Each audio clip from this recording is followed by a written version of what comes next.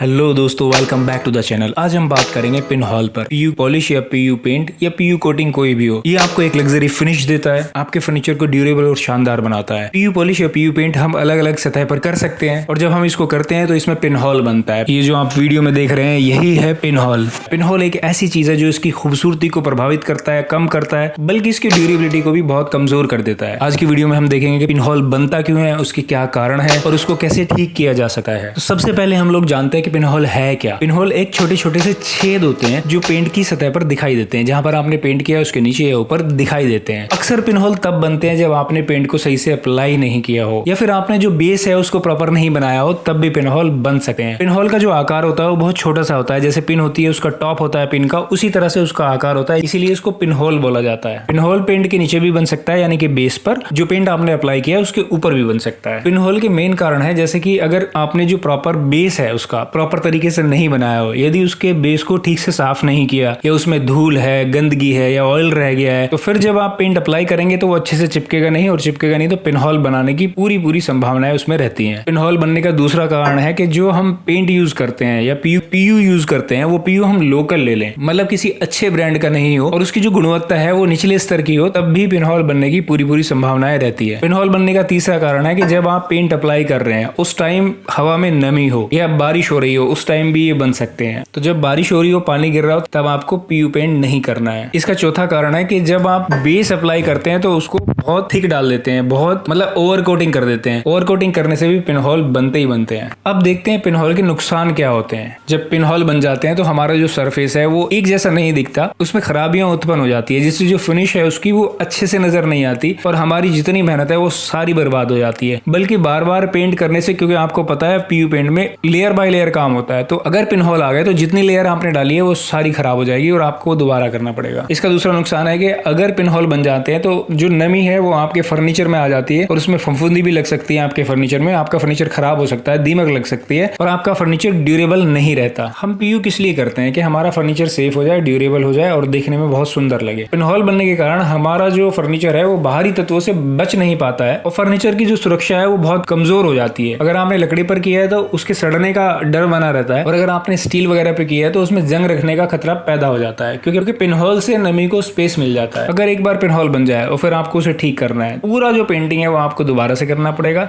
जिससे आपका पैसा भी बर्बाद होगा और आपका टाइम भी खराब होगा। इसलिए मैं आपको कुछ समाधान बताता हूँ। अगर आप उस पर ध्यान रखेंगे, उसको फॉलो करेंगे, तो जब आप पीयू करेंगे तो उसमें पिनहोल नहीं बनेंगे। जिस पर भी आप पीयू पेंट कर रहे हैं, सबसे पहले आप उसको अच्छे से क्लीन करें, पानी से कर लें या थिनर से कर लें, उसका फेविकोल वगैरह सब हटा दें। उस पर जितनी धूल है, गंदगी है, तेल है, वो सब अच्छे से क्लीन करें, साफ करें, सैंडिंग करें। अगर आप वीनियर पे कर रहे हैं तो 220 से करें, लकड़ी पर कर रहे हैं तो 180 से स्टार्ट करें और अच्छे से उसको क्लीन कर लें।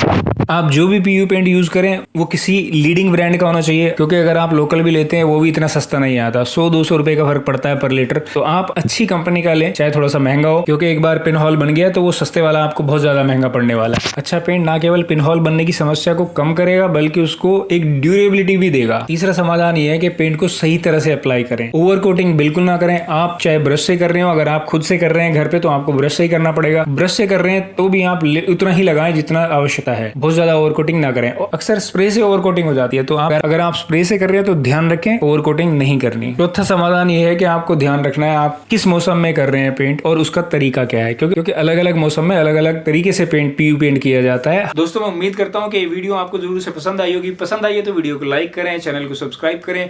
वीडियो देखने के लिए आप सबका बहुत बहुत धन्यवाद दोस्तों।